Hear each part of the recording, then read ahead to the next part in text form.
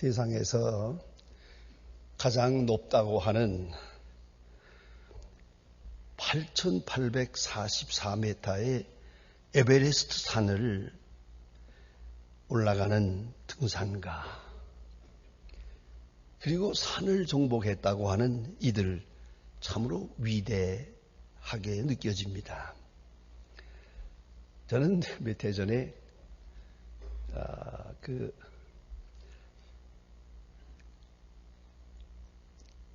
조그마한 산을 한번 올라가 봤는데요. 3,000m를 올라가니까 하나 정신이 없더라고요. 거기에 지나가는 사람들이 전부 꼭 수색대원 같아요. 빨리 걷는 사람이 아무도 없어요. 가만 수색대원처럼 이렇게 걸어가는 걸 봤어요. 그 중에 한 사람이 또 조금 조급해가지고 자기는 운동을 많이 하고 정구도 많이 해서 자신 있다 그러면서 좀 빨리 가더라고요. 그래서 좀 부럽기도 하고 그냥 멀리서 봤는데 저 앞에 가서 쓰러지더라고요. 그래서 들것으로 실어 내렸습니다. 3,000m만 돼도 이렇게 힘이 들었네. 이거 8,800. 그건 참 굉장한 겁니다. 이런 높은 산을 등산하는 등산가, 그 의지와 그 노력과 수고가 가히 칭찬받을 만합니다. 자, 이를 위해서 얼마나 훈련을 했고, 얼마나 공부를 하고, 준비하고, 그 큰 영광을 누린다고 그렇게 생각을 합니다. 그러나, 우리가 잊고 있는 사건이 하나 있습니다. 아무도 혼자 올라간 사람은 없습니다. 맨 위에 먼저 올라가서 깃발 꽂고 만세 한번 불렀지만 바로 턱 밑에까지 같이 가준 사람이 있어요. 히말라야 산맥에 티베트 사람들이 등산대의 길 안내원이라는 사람들이 있습니다. 세르파라고 합니다. 세르파라고 하는 이 사람들은 길에 익숙합니다. 일기변화의 산세에 아주 익숙합니다. 정통한 사람들입니다. 수없이 이 산을 오르내린 사람들입니다. 이 사람들의 뒤를 따라서 이 사람들이 안내하는 대로 산을 올라가는 것입니다. 세르파의 인도를 받으며 등산하고 그리고 성공합니다. 영광은 등산가에게 있는 것 같지만은 사실은 그 뒤에 있는 세르파가 결정적으로 영광을 받아야 할 사람들이 아니겠습니까? 인생은 본을 따라 살고 어쩌면 본을 따라 살아야만 하는 숙명적 존재라고 생각합니다. 보세요. 부모님을 본받았고 친구를 닮고 선생님을 닮고 나이 들어서는 자녀들을 닮습니다. 부모가 자녀를 또 본받아야 할 수밖에요. 계속적으로 배우며 무의식 속에서 계속 배워가고 있는 것이 사실입니다. 여러분, 그런 말이 있어요. 자녀를 키우면서 하도 부끄러워서 나를 닮지 마라, 나 닮지 마라, 제발 나를 닮지 마라 그랬더니요, 커가지고 똑같이 살면서 자기가 나를 닮지 마라 하는 말까지 똑같이 하더래요.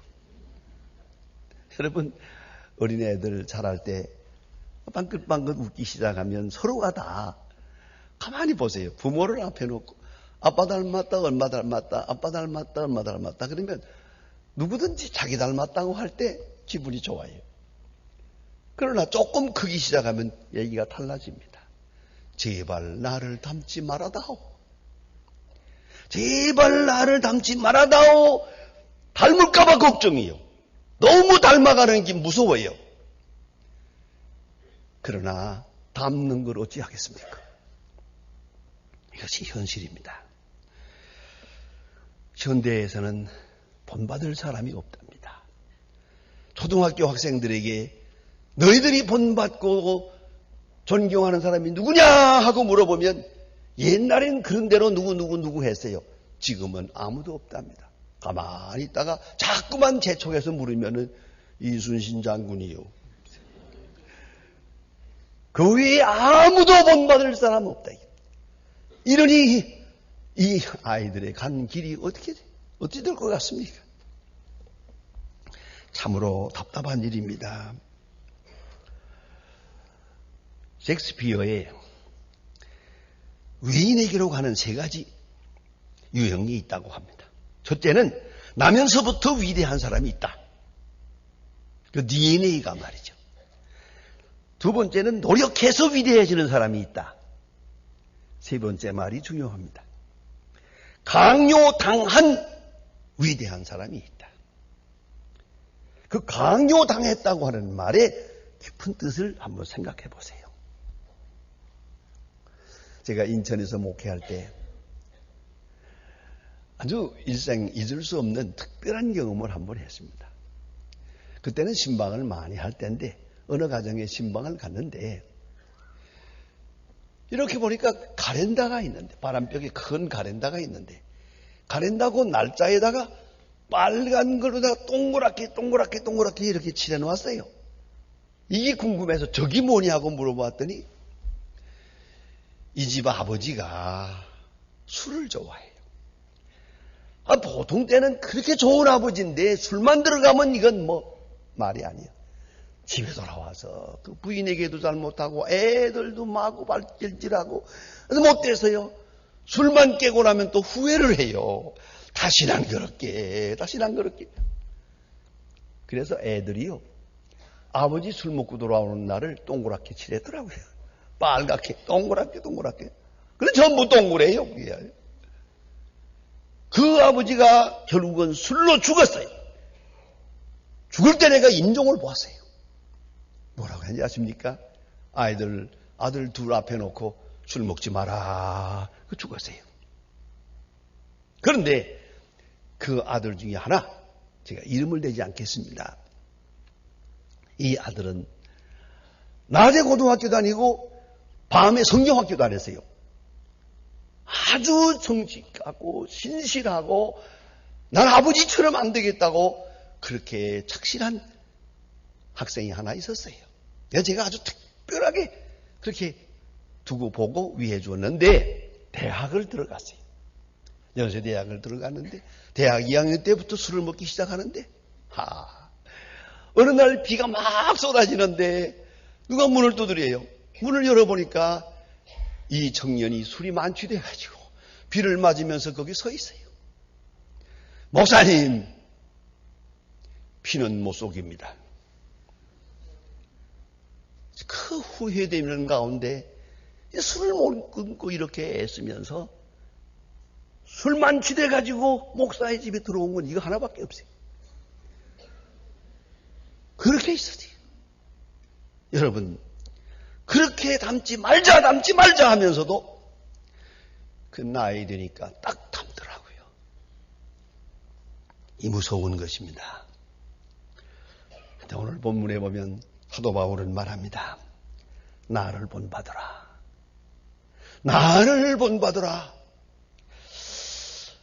어찌 생각하면 좀 교만한 것 같이도 느껴집니다. 그러나 그렇지 않습니다. 이것이 진리요, 이것이 원리요, 이것이 생활 기본입니다. 확실한 고백입니다. 당연히 그러해야 합니다.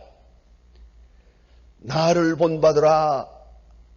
거기서부터만 교육이 이루어집니다. 나를 닮지 마라. 그건 소용없습니다. 제발 그러지 말아다오. 아무 소용없습니다. 나를 본받으라. 거기까지만 교육이 통한다는 말입니다.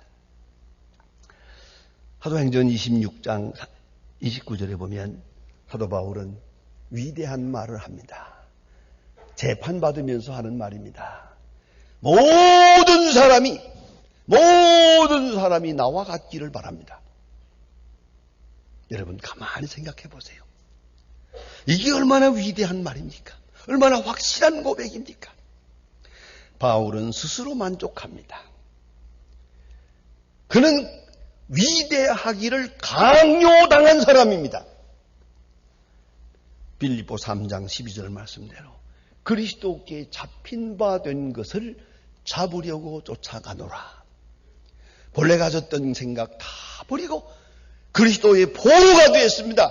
강요당한 사람입니다만은 강요당한 바를 그는 선택을 합니다. 그리고 후회 없이 삽니다.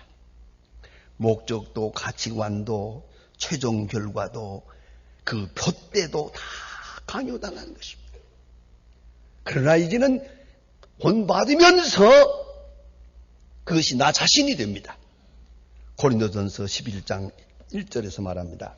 그리스도를 본받는 자 된 것 같이 너희는 나를 본받으라. 그리스도 자신도 바로 사도 바울의 본이 된 것입니다. 바울은 그리스도를 본받으려고 애썼습니다. 그래서 여러분 빌립보서 3장 여기서도 조금 거슬러 올라가 보면 그렇게 말합니다. 어찌하든지 그리스도의 죽으심을 본받아 부활에 이르려 하노니 보세요. 그리스도처럼 죽으려고 했어요. 그것이 사는 길이니까. 그것이 바로 사는 길이니까. 그리스도처럼 죽으려고까지. 이것이 사도 바울의 철저한 그리스도를 본받는 생활이었습니다. 그리고 성취감도 있었고 만족감도 있었습니다. 그래서 내가 너의 믿음과 재물의 봉사 위에 내가 나를 관제로 드릴지라도 기뻐하리라. 내 피를 쏟아 부어도 나는 행복하다고 고백하기도 합니다. 모든 사람이 나와 같기를 바란다. 얼마나 귀중한 말씀입니까? 확실한 본을 보였습니다. 고린도서에는 누차 말합니다. 사도행전 20장에서도 말합니다. 내가 너에게 본을 보였노라. 역시 강요당한 생활입니다. 그러나 당연한 것입니다. 목적에 있어서 본을 보였습니다. 충성에 있어서 본을 보여주었습니다. 아니, 행복감에 있어서 본을 보였습니다. 그리고 그리스도의 날에 너희는 나의 자랑이 되고 나는 너의 자랑이 되리라. 그의 종말적 소망에 대해서 본을 보였습니다. 여러분 잊지 마십시다. 본이란 말로 되는 것이 아닙니다. 교육 이론도 아닙니다. 오로지 행동입니다. 여러분, 자녀 교육을 어떻게 하십니까? 이래라 저래라 이래라 하루 종일 말해도 소용없습니다. 눈으로 본 것만큼만 행합니다. 행동만이 본이지 말은 본이 아닙니다. 그래서 말 많은 여자들이 자식을 망치는 겁니다. 말 많은 때에 아이들이 마지막에 지겨워서 그런답니다. 빨리 커서 가출해야지 못 살겠다. 이거 정말 지겨워 못 살겠다. 말 안 돼버리가 저는 거짓말을 하고 있다. 그렇습니까? 행동만이 본이 될 수가 있는 것이지, 예? 말은 본이 되질 않아요. 또 뿐만 아니라 어떻게 사느냐, 어떻게 자기 부정을 하느냐, 어떻게 정직하냐, 무엇을 위해 사느냐. 애들은 다 보고 있습니다. 만하게 쳐다보고 있습니다. 이게 무슨 말이 필요합니까? 오직 행동입니다. 두 번째는 마음입니다. 따뜻한 마음입니다. 마음가짐이 바로 본입니다. 이걸 잊지 말아야 합니다. 마음이 이어지는 것입니다. 여러분, 개를 보고요, 이렇게 쓰다듬으면서 영어로 I hate you, 내가 너를 미워한다 하면요, 개가 좋다고 꼬리를 칩니다. 주덕주덕. 근데 이 개를 보고 I love you 하면은요, 칵 묻니다. 사랑한다고 했느냐, 미워한다고 했느냐가 중요한 게 아니에요. 얼굴빛이 중요해요. 얼굴빛이요. 어떤 얼굴을 하고 있느냐, 어떤 마음가짐이냐, 아주 중요해요. 어떤 얼굴이냐. 요새 그런 재미있는 책 제목이 하나 있습니다요. 얼굴 경영학. 얼굴로 경영이 평가되는 거예요. 기술도 아니고 능력도 아니에요. 마음이에요. 여러분, 자녀들 마음이에요. 그 어린 아이들은요, 뭐 말도 못하는 것 같아도 얼마나 눈치가 빠른지요. 자기에게 따뜻하게 대해주는 사람에게는 언제나 마음을 열고 웃어주지만 딱 보고 벌써 틀리면 안 돼요. 여러분, 죄송하지만 혹 개를 만나십니까? 개가 짖거든 회개하세요. 저 개가 먼저 알거든요. 수상한지 뭔지 내 마음을 저놈이 읽고 있어요. 아시겠습니까? 또 하나 말할까요? 겁날 겁니다. 화초가 잘 자라거든 좋고요. 내 앞에서 화초가 죽거든 회개하세요. 독을 뿜었기 때문에 화초가 죽는 거예요. 부부싸움하고 화초를 만지면 죽어요. 그렇다면 그런 줄 알아요. 뭘 더 이상 생각할 게 없어요. 아시겠어요? 심지어는 화초도요, 좋은 클래식 음악을 조용하게 틀어주면요, 잘 자라요. 이게 락 뮤직을 틀어주면 죽는다니까요. 이 알아서 하세요. 보세요. 내 얼굴빛이 어떻게 비춰지고 있나, 어떻게 느낌이 전달되고 있나. 요새 젊은 사람들 말대로 필이 어떻게 작용하고 있나. 보는 가슴의 문제예요. 머리의 문제가 아니에요. 그런가 하면 아시는 대로 사랑하면 자연스럽게 본받게 됩니다. 뭔 별다른 노력이 필요가 없어요. 어느 사이에 벌써 닮아가고 있어요. 조금씩 닮아가고 있어요. 존경하고 사랑하면 나도 모르게 얼굴까지 닮아가요. 행동도 닮아가요. 그런 생각합니다. 가끔 어떨 때 음식을 이렇게 하러 가서 식사할 때 이렇게 부부간에 다 같이 이렇게 있는데 내가 이렇게 보고 있는데 남편이 이걸 먹겠다고 그러는데 부인은 안 먹겠대요. 이거 좋은데 그러니까 당신이나 해? 안 먹어. 난 이거 먹어. 뭐 서로 이렇게 하는 걸 내가 가만히 보면은 저거 30년을 살았는데 아직도 입맛이 통일되지 않았구나. 그런 생각을 해요. 여러분 어떻습니까? 연애해보면 알지만은 한참 뜨거운 때는요, 그저 그야말로 항상 대답은 똑같아요. 내주여 뜻대로. 그저 이 사람이 먹겠다. 나도. 이 사람 당신 좋은 거 나도 좋아요. 그런 때가 한 번 있었지. 그러나 어느새 평행선을 가고 있어요. 왜? 사랑과 존경이 없어요. 이상하게도 저 사람이 좋아하는 건 내가 싫어요. 이것도 못 말리는 거지요. 어떻게 되면 좋겠어요? 그러니 본받을 수 있겠어요? 본이라는 억지로 되는 게 아니에요. 자연스럽게 사랑하고 존경하면 그래요. 그렇지 않습니까? 누가 날들은 재미있는 농담을 한다 하더라고요. 목사님, 아침에 그 넥타이 맬 때 생각을 좀 하십니까? 무슨 생각했더니 목사님 뭐 매느냐에 따라서 많은 사람이 같은 걸 맵니다. 그래요. 목사님을 존경하다 보니까 목사님이 맨 넥타이가 좋아. 그거 좋은 마음이에요, 그거는요. 그렇지 않습니까? 사랑하고 존경하면 다 있는 거예요. 아주 자연스럽게. 어려운 거 아니에요.